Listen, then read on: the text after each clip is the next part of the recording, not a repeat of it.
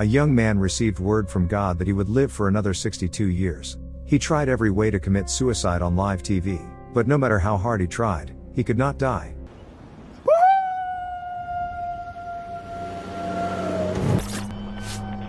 Aya lives in Brussels with her father and mother. Aya's dad is a god, but not as we imagine him to be. He tyrannizes his wife and daughter. His son is world famous, but no one knows about his daughter. God was fed up with everything before the creation of the world, so he created Brussels. Next, for fun, he created all kinds of animals and men in his image. Soon the first man met a woman. When there were more men, God began to pit them against each other in his name. God does all this sitting at his computer in his office, where no one else can enter. God makes disasters and wars for people and makes up laws of the world bullshit. For example, so that the sandwich always falls jam side down, so that the next line always moves faster, and so that the bullshit never shows up all by itself. One day, Aya sneaks into her father's office and looks at the pictures on his computer. The girl is amazed at the number of misfortunes that have occurred at the whim of God. At breakfast, Aya expresses her indignation toward her father and calls his laws foolish. The furious God catches up with his daughter and beats her with a belt for disobedience. Left alone, Aya is determined to act. She wants to correct her father's mistakes and punish him for the people's suffering. At night, the girl packs her things and communicates with the animated statue of Jesus. Aya wants to run away just like her brother and find herself apostles. Jesus advises his sister to gather 6 followers so that together with his apostles it will be 18. After all, 18 is the number of players on the baseball team, which their mother loves very much. Jesus says the apostles can be anyone from dad's file cabinet. The main thing is to work any miracle for them and write a New Testament in which the apostles tell their stories. Aya says she can't write, to which her brother advises her to find someone who can. After all, he didn't write the New Testament himself either. To get out of the house, you have to set the washing machine on the delicate cycle to 40 degrees and 1,200 revolutions per minute. That's how Jesus himself once escaped from the house. Finally, he reminds Aya that their daddy can't do anything without a computer. After thanking her brother, the girl steals the keys to his office from the sleeping drunken god. She takes the personal files of 6 random people from the file cabinet and goes through them. Afterward, Aya sends all the people the dates of their deaths and turns off the computer. The girl quickly leaves her father's office and brags to Jesus that, thanks to her, all the people now know when they will die.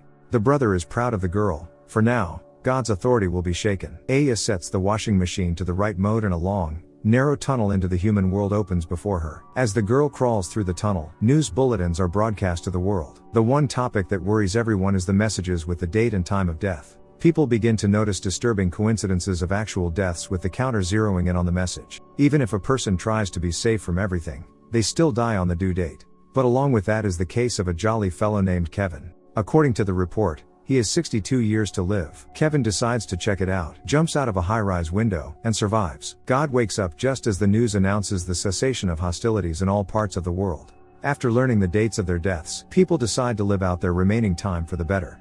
Now everyone is living out their long-held dreams. God doesn't understand anything and is going to figure it out. After cutting through the door to the office with an axe, God goes in and sees that the computer isn't working. He tries to find Aya to get her to fix it, but the girl is nowhere to be found. Then God realizes that his daughter has gone through the washing machine. At this point, Aya just makes her way to the human world and climbs out of the washing machine in a laundromat. The girl goes outside and gets caught in the rain. In her joy, she runs to a trash can and eats a discarded burger. Immediately the girl vomits. A man in shabby clothes comes up to her and tells her not to eat that crap. Aya decides that this man named Victor is the one who will be writing the New Testament. She also asks him to take her to the first apostle. The man is compelled to agree. She tells her new friend that oblivion awaits mankind after death and that the real paradise is on earth. Meanwhile, God is about to go after his daughter, to bring her back and force her to fix the computer. His wife tries to delay him, but the God is adamant. He can't let people run their own lives and stop being afraid of him. Eventually, he sets off down the tunnel to follow his daughter. In the meantime, Aya and Victor come to the first apostle, a beautiful woman named Aurelie. Many men are in love with Aurelie and want to sleep with her. Yet the woman is lonely and constantly sad. The thing is that when Aurelie was 7 years old, her arm was torn off by a train in the subway. The woman believes Aya and agrees to become the first apostle, and tells them about herself. One day in the subway, a disgusting smelling homeless man came up to Aurelie and told her, "Life is an ice rink. You can fall inadvertently." This wisdom stuck in her head. Aurelie says she won't live to be old, but she has no plans to change anything in her life. The woman cries, and Aya collects her tears in a tube. She herself cannot cry, but she can hear the music that plays inside every person. Aurelie's music is Handel. Aya promises to make up a dream for her. Aurelie dreams of her hand dancing to Handel. The woman laughs through her tears. The second apostle's name is Jean-Claude. As a child, he dreamed of being the greatest traveler ever, but as an adult, he became the head of a service monitoring budget department. The man doesn't like his life and work schedule. When Jean-Claude learns the date of his death, he dumps his work briefcase and skips work on a park bench. Here he feeds bread to a blackbird and enjoys the peace. Jean-Claude answers Aya's questions about growing up in old age. The girl then tells him that his music is Rameau's chiming birds. A blackbird sits on Aya's arm and talks to her. Jean-Claude asks why the blackbird stays in the park when he can fly wherever he wants. The bird has the same question for the man. Jean-Claude then jumps out of his seat and follows the flying bird into the distance. Meanwhile, the god finally makes it to the human world. But he has less luck than Aya. The machine in the laundry washes him along with his laundry, and the first woman he meets sprays him in the face with a gas can.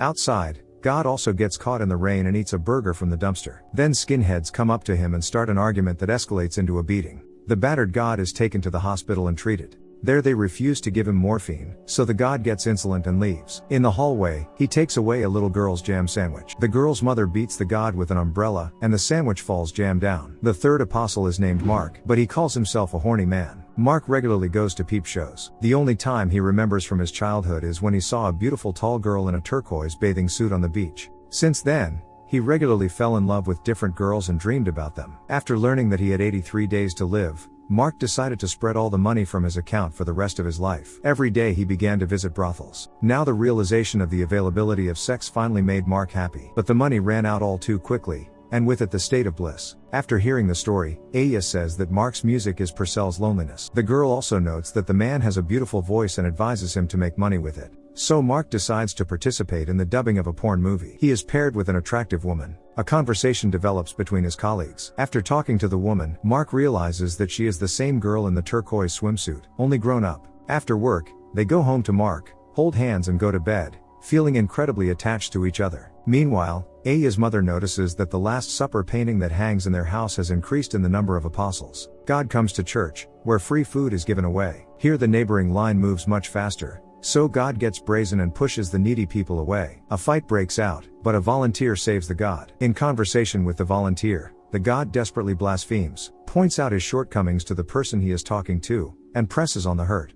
The volunteer can't stand it and throws himself at the god with his fists. The fourth apostle's name is Francois. When the man found out how long he had left to live, he bought a rifle and decided to shoot someone. After all, if everyone's time of death was already known, it would be impossible to get the victim wrong. Francois had felt like an assassin since he was a child. True, he used to kill mostly ants and butterflies. Francois does not like his wife and son. As soon as they leave home, the man takes his rifle and goes looking for a victim. At this point, he is met by Aya. The girl declares that his music is Schubert's Death and the Maiden. Aya advises Francois to shoot Aurélie, who is just passing by, in the shoulder. The assassin obediently carries out the instruction. Aurélie does not notice that she has been shot, since she has a silicon arm. Stunned, Francois follows Aurélie as if under hypnosis. This is how he finds out where she lives. The man tries to convince himself that he is not in love with Aurélie, but he has to accept the obvious. The next day he arrives with a bouquet of flowers. Francois desperately swears his love for Aurélie. She takes the bouquet and runs off terrified. But Francois' telephone number is written on the wrapper. Meanwhile, Kevin, a fun-loving guy, continues to test his fate. This time he jumps out of a plane without a parachute, but he survives again. The fifth apostle's name is Martina. She is married to a rich man she does not love. Martina dreams of sincere feelings. After learning that she has 5 years to live, the woman has rented a young guy for sex, but feels no joy. Aya reports that there is circus music inside Martina. Then the whole company goes to the circus. In one of the cages sits a huge male gorilla. The animal says that he likes Martina. This touches the woman to the core, because this is exactly what she has dreamed of hearing all her life. Martina buys the gorilla and brings it home. The lovers kiss and enjoy each other. At night, Aurélie decides to call Francois after all. Only now does the girl notice the bullet in her prosthesis. She invites Francois to her house. The man quickly arrives. He helps her beloved to remove her prosthesis and kisses him tenderly. The angry god rushes to the laundromat and tries to return home. However, the tunnel closes. In the morning he finds Aya with Victor and follows them. He asks his daughter to come home and fix the computer. God is also unhappy that there are soon to be 18 total apostles. He tries to grab his daughter, but Victor challenges him to a fight. Taking advantage of the commotion, Aya goes down to the water and walks on its surface. The girl urges Victor to leave everything and follow her. The man obediently follows Aya. The disgruntled god tries to follow them, but drowns. He is rescued and brought to the church to the place where the Uzbeks are sleeping. The sixth apostle's name is Willie. His mother thinks he is sick and treats him for every illness possible. Willy's pancreas could not withstand such intensive therapy, so the boy was not surprised when he learned that he would die in a week. His parents immediately agreed to fulfill their son's every whim, and Willy decided to become a girl. The next day he came to school wearing a beautiful dress. A wonderful friendship develops between Aya and Willy. The kids complain to each other about their parents and talk about everything in the world. Aya hears that the boy's music is The Sea by Charles Trenet, and promises to make him dream. At night, Willy sees a singing, glowing fish. He wants to die on the sea and release a fish into himself at the same time. The rest of the apostles and Victor decide to help these kids. A week is left to do everything. On Monday, Willy sells all the furniture in his parents' house, for there is no easy way to get to the sea. On Tuesday, Aurélie asks Francois not to kill anyone else, but he does not feel like it either. On Wednesday, Martine leaves her husband and starts a new life with the gorilla. On Thursday, Mark and the girl make love for the first time. On Friday, Willy and Aya decide to count a month as a day. By the end of the week, the children have been inseparable for 7 months. On Saturday, Jean-Claude, following the birds, reaches the Arctic Circle.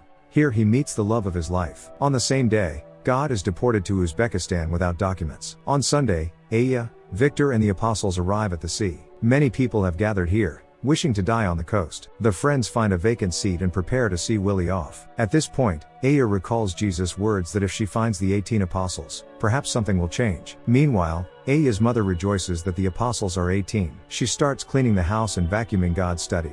Willy lies down on the sand and says goodbye to his friends. Everyone notices that a burning plane carrying deported Uzbeks is coming ashore. The God is also on board. It seems that everyone will die in the wreck. Aya's mother finishes cleaning up and the computer prompts her to log in. This process fundamentally changes the world. The plane's engine spontaneously repairs itself, death dates disappear, and everyone's life goes on. Willy also survives. Aya rejoices that the world is now in her mother's hands. The goddess makes her own arrangements. She decorates the sky with colors, stops global warming, and abolishes gravity. In the new world, Martina and the gorilla have a baby. Victor releases the brand New Testament and becomes famous. Francois becomes pregnant and Aurélie offers to wax his legs. Only God is unlucky. In Uzbekistan, he works in a washing machine factory and tries unsuccessfully to find his way home. Thank you all for watching. Subscribe to the channel, give us a like, leave your favorite movies in the comments, and we'll try to provide you with quality content as often as possible. See you all soon.